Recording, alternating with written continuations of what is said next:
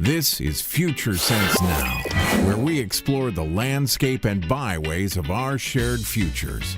Future Sense Now is brought to you by the Futures Forum.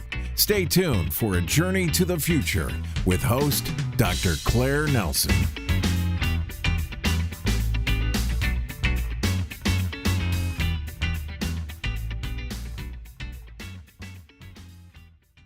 Greetings and welcome to Future Sense Now, an online e-magazine of the Futures Forum. It is May 2018 and this month we're celebrating World Telecommunications and Information Society Day with an exploration into the futures of artificial intelligence. The theme of this year's occasion is enabling the positive use of artificial intelligence for all and focuses on the potential of AI to accelerate the UN Sustainable Development Goals. Now, in recent years, we know that there has been significant progress in AI technology, and this has been made possible because of advances in fields such as big data, machine learning, computing power, storage capacity, cloud computing, among others. And AI is already emerging as a key component of some of the proactive tools and applications being used to help people lead better lives. So, the theme is about helping us to explore how we can focus on making AI help achieve the SDGs by 2030. Or maybe not. Is there another side to AI we ought to be thinking about, the one that we fear? Well, today, I will be speaking to a very special guest. Her name is Davar Ardalan, and she's founder and storyteller-in-chief, I love that, of IVOW. IVOW. She has an extensive experience in social engagement and new technologies. Most recently, she was also Director of Storytelling and Engagement at Second News, where she led immersive storytelling projects in the Indo-Pacific. She's an award-winning journalist with over 2 decades at NPR News in Washington, D.C., and has done a lot of storytelling campaigns to cultivate thought leadership around social media issues. She's also a contributor to HuffPost and co-chairs the Stories and Audiences Committee of the VR AR Association. Now you see the link. So we're very excited about having this person who has actually also won a Gracie Award from American Women in Radio and Television to help us think through AI and storytelling. Now there's a question. So welcome, Davar. How are you?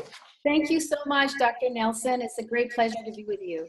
I am so excited because as a storyteller, I'm happy to meet another storyteller-in-chief who is working in this field. So when I first heard about AI, my introduction to AI was movies like I, Robot. I see you've done a lot of work around immersive storytelling. So first of all, tell me, what is IVOW? Sure. So IVOW stands for Voices of Wisdom and a vow to train the next generation of AI machines to be culturally conscious. And if we could step back for a moment, last year the Washington Post produced 850 stories using machine learning. So that means that a machine that they trained actually produced 800 stories, and these were mostly in the realm of sports, weather, business, and politics. If we look at the future of automated stories, we know that all of our communities, global communities, and the narratives that make who we are going to be missing because the metadata doesn't exist in a way for AI to capture it. And so IVOW is a storytelling startup, and we are a cultural storytelling platform powered by artificial intelligence. So that's a very interesting thing. You're saying that we're telling all these stories in the media, for example, on radio, and IVOW is about curating these stories and using AI to help people find them. Is that it?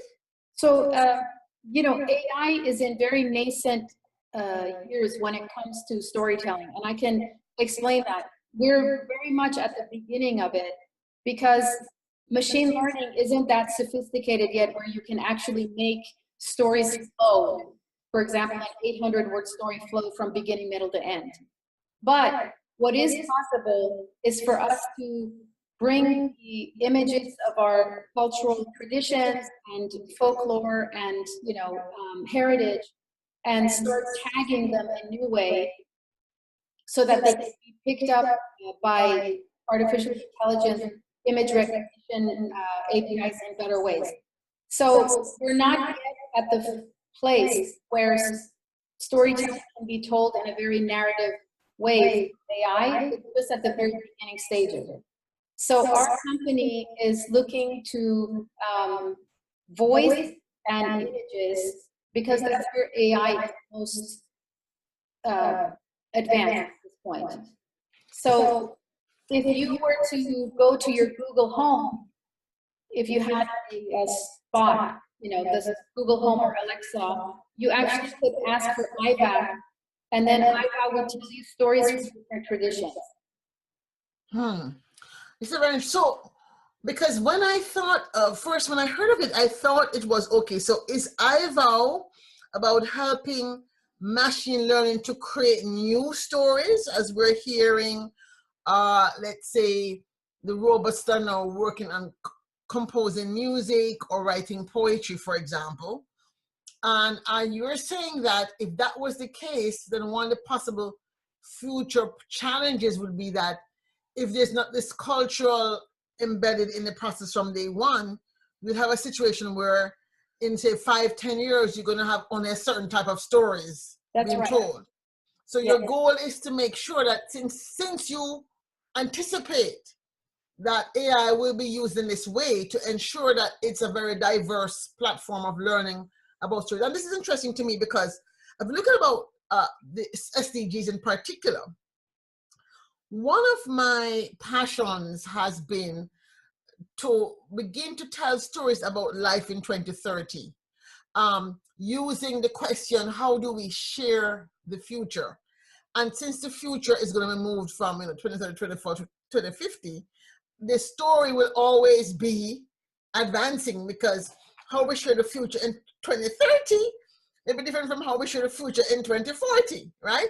But the same question will be one that is important.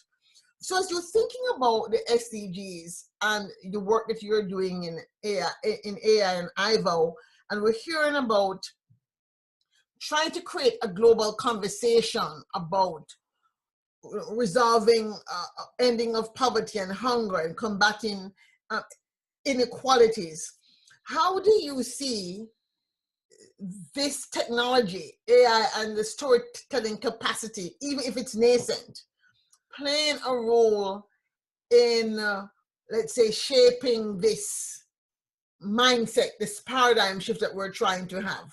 Yes, I'll give 2 examples. One is through connecting the dots. So currently, the United Nations just put out a magazine where they have stories from journalists around the world on sustainable development around energy.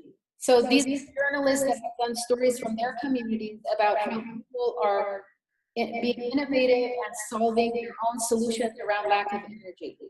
So actually right now, the technology is for you to step back, look at all these stories and see what commonalities they have.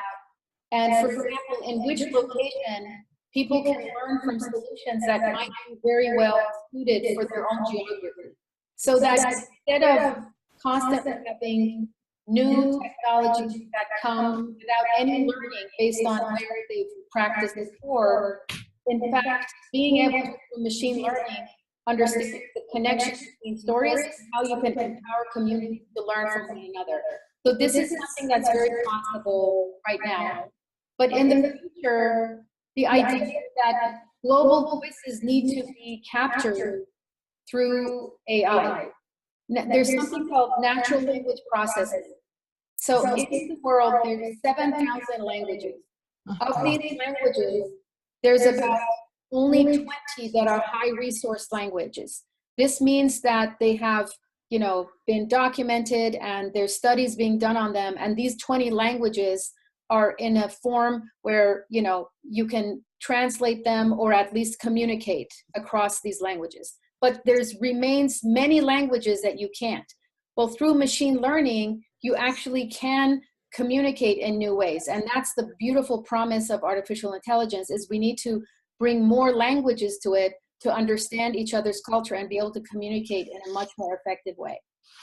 I really like this conversation in terms of this idea of the 7,000 or more languages that 120 are really used in a real sense in the modern way. And the reason why I'm bringing this up is because when we talk about the future of prosperity and inclusion and measuring what matters, I have been always challenged by this idea of using old paradigms and measures to try to create new things. So GDP, GNP, you know, we're still using these hard and fast rules. And even though there's a conversation around looking at new thinking around the new economy, sometimes we're stymied by the lack of language.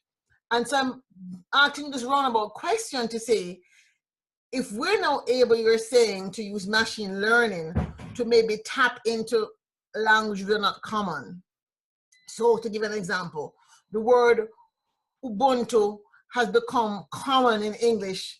So even they're using it to name a computer software, for example.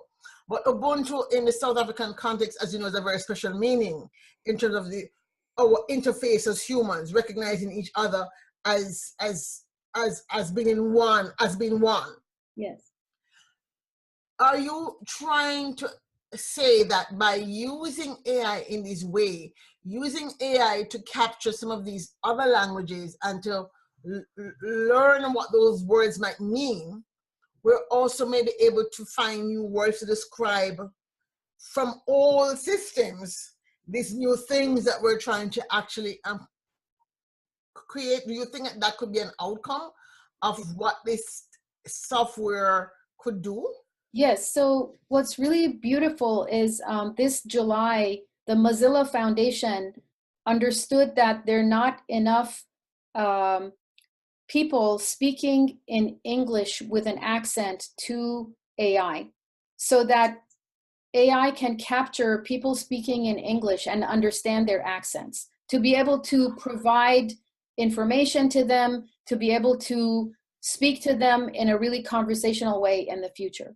So they put out a grant, you know, and said basically, we want 10,000 people to contact us and speak for us so that we can hear their accents and understand them. What I'm suggesting is that that only takes care of the English language. There is a world in front of us. If we want AI to be inclusive, we have to invite the world. Mm-hmm. And so through IVOW, in our second year, we really want to do a global crowdsourcing of stories so that people throughout the world are able to do either in audio form or in text form, share a minute story, something about their tradition or a cultural, you know, activity that is very meaningful to their community, so that we begin to capture stories from the world in new ways. And you are right, in the future, and this is like 5-10 years from now, if a certain language is low resourced, through machine learning, it actually can become high resourced, because the point of the beauty of a machine is that it learns and then it adapts. So if there is a South African language, a certain ethnicity within South Africa, the language that is dying or low resourced, and you feed it enough to the machine for it to understand the cadence and the vocabulary and the grammar of that language, over time the machine can learn it, which really is a rejuvenation of a culture. And so there's a beautiful promise here, but let's just know that it's very nascent, but it's important for us to be gatekeepers now, so that, as you said in your introduction, we don't wake up 5 years from now and see that it's only the mainstream Western history that is captured in artificial intelligence, and that all of us who come from different cultural backgrounds really aren't seeing ourselves in the future stories. So let me ask another question then, because this is really interesting, again, looking at the storytelling. One of the things I've been trying to work on as we think about this future we're trying to create is telling stories of the future, right? So I actually have created a story where I am myself, or at least my alter ego self, whatever self I am, but I am now 78 years old. I'm telling what has happened, and I'm using it to actually begin to have people think about the future. And the people in the storytelling world were like very like, we don't do that. This has to be a real story. And I'm saying like, it's a real story. This hasn't happened yet. I'm trying to make it happen. So hopefully it's going to happen. The reason I'm asking you this is in the realm of, let's say, foresight and scenarios, etc.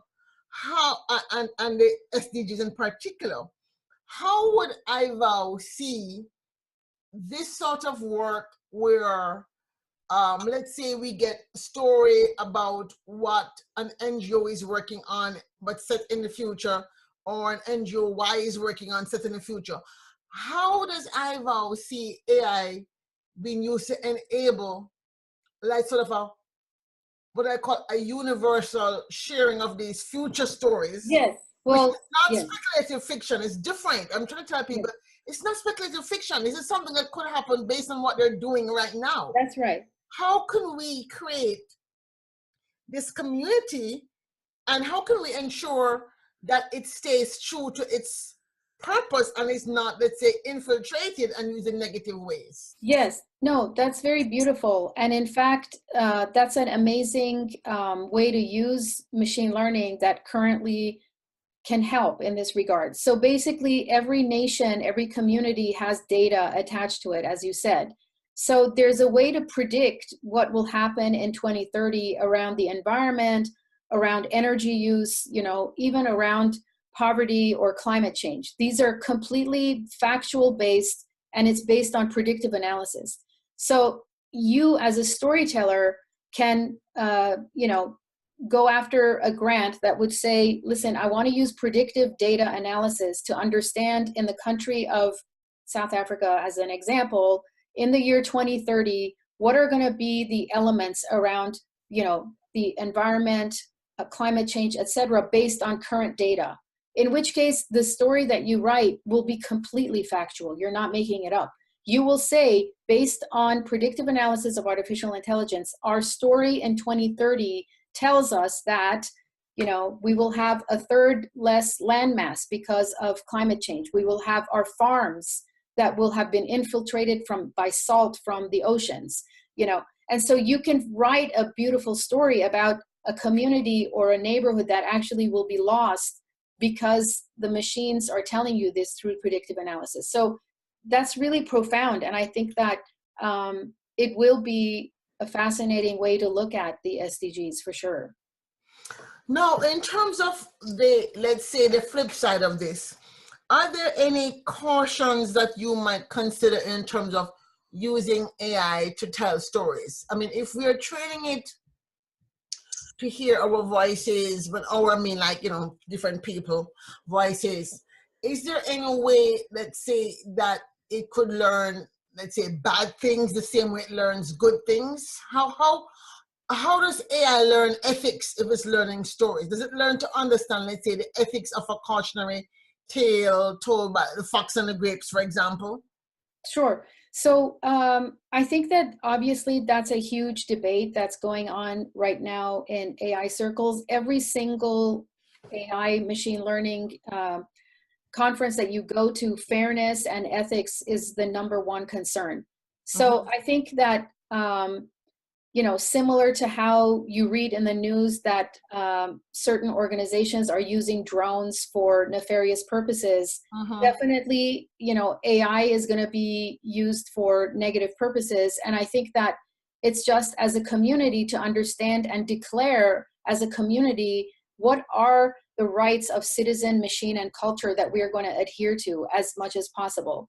And these are sort of human rights declarations that we've made together through the centuries, right? Like 2,500 years ago, there was a human rights declaration by Cyrus the Great. There's the Magna Carta, etc. So I agree with you that, you know, even as small groups of storytellers working with machine learning experts, those codes of ethics will have to be very closely guarded and followed, but there's no way that you can keep out the ways that, you know, people are going to abuse this.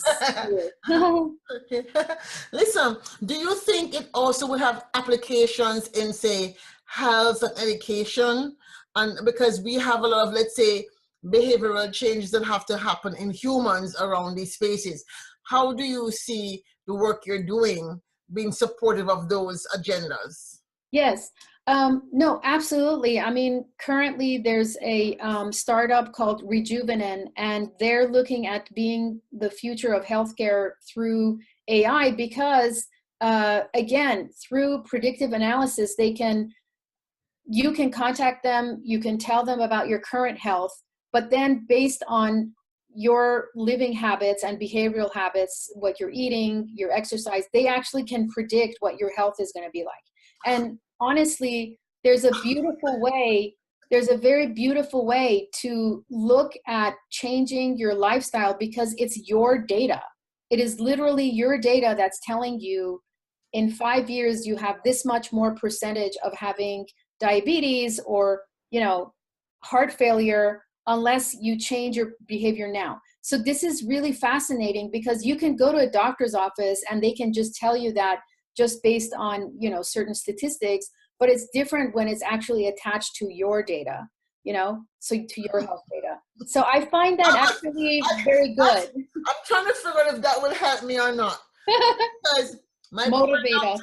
My poor doctor, listen, see, I'm wearing my little, I want to advertise it, but you know, my little thing. My friend gave it to me, trying to get me to be more disciplined. But I'm saying, I don't sure call it compliment because maybe it's going to make me more like what they call fatalistic and say, you know what, I can't. It's going to happen anyway, whatever.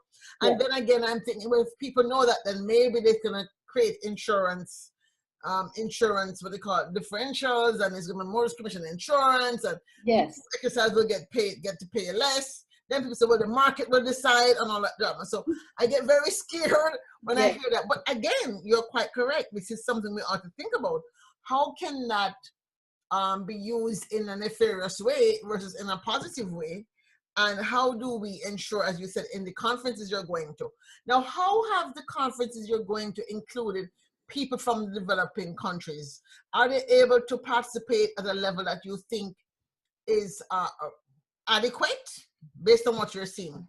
Yes. Well, I mean, I think that for the most part, AI conferences have been happening in the context of, you know, what the Western world, whatever that is. And so I believe that it's imperative for development agencies and, you know, the UN, other agencies to get more actively involved to see how they can get, you know, opinions from people from the developing world, because it's really fascinating how you can actually learn from people in communities, because you can tell them this technology exists and how they would use it, and they'll tell you a solution that you would have never thought of. That's true. You know, it's so beautiful. Yeah. So, I mean, one brief example is like I was in Timor-Leste, and, you know, we had driven 4 hours up top of a cliff to a village where they had no running water and electricity, and 50% of the kids had stunted growth under the age of 5. And I asked the matriarch of the village, you know, if we were to produce a video on healthy eating and ingredients, local ingredients from Timor-Leste and how those can be used, how would you even watch them? And she said, oh, we will have Facebook film nights on the smartphones of our teenagers. This was her genius. Like, that's brilliant, because that is in fact the agora, the Greek agora, where we would gather together as a community and talk, is now around their teenagers' smartphones. And so she suggested that. So similar in the AI context, we have to get opinions from people in the developing world where they don't have electricity, running water, because again, they will think of something that we haven't. This is a very good thing. So as we drive to a close then, I am really happy to have a discussion about storytelling and AI, because I'm intentional about this idea of using storytelling for change making. The whole notion that stories from the future help us remember, what it is that we are, Yes. right? And therefore we move in that direction in our subconscious metaphysical way. So is there a headline story that you can share with me about the role that IVOW has played in creating something in 2030? Sure. So I would think that our collaboration, our global collaboration, would have made machine learning be a lot more culturally conscious, to understand different languages and to really engage the world in their own cultural stories, to bring pride to countries where we rarely hear from and communities that really don't have their stories amplified. I think that this is the most amazing way that we could make a difference. And again, it is a community, collaboration, but through these new technologies, I believe that we can tell the stories of the world in new and dynamic ways, really around solutions, so that we can learn from one another and that we're not reinventing the wheel every time. Yeah, wow. So in terms of the growth of your community response you've been getting from companies in the space, are you optimistic, pessimistic, or neutralistic that you'll have the kind of support you need from the technical people in the space to help you do this? Yes, I think that's a great question. I think, unfortunately, right now, there's an appetite for you to make money like in 2 years. So when you're a for-profit company, they want to know when you're going to make profit. And literally, it's like 2 years, 3 years max. But beneficial artificial intelligence is going to take time. We have a responsibility to pause.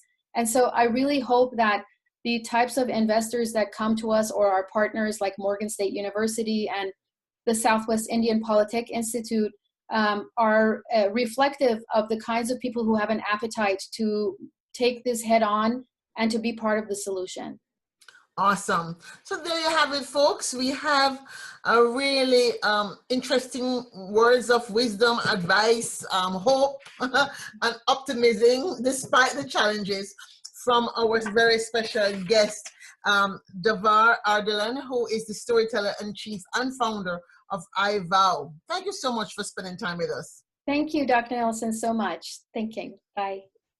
So we have come to the end of a very exciting conversation again, folks. Thank you for joining us on Future Sense Now, where we explore salient ideas for sustainable futures. Remember, the story for a future is being written by all of us, because the future is embedded both in the DNA of the past and the landscape of our present. And we are indeed the parents of our shared future. So as we say in Jamaica, walk good and safe journeys.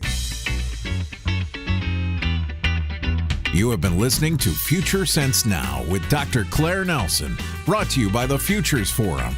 For more, please visit www.thefuturesforum.org. Thank you for listening. Spread the word. Share the future.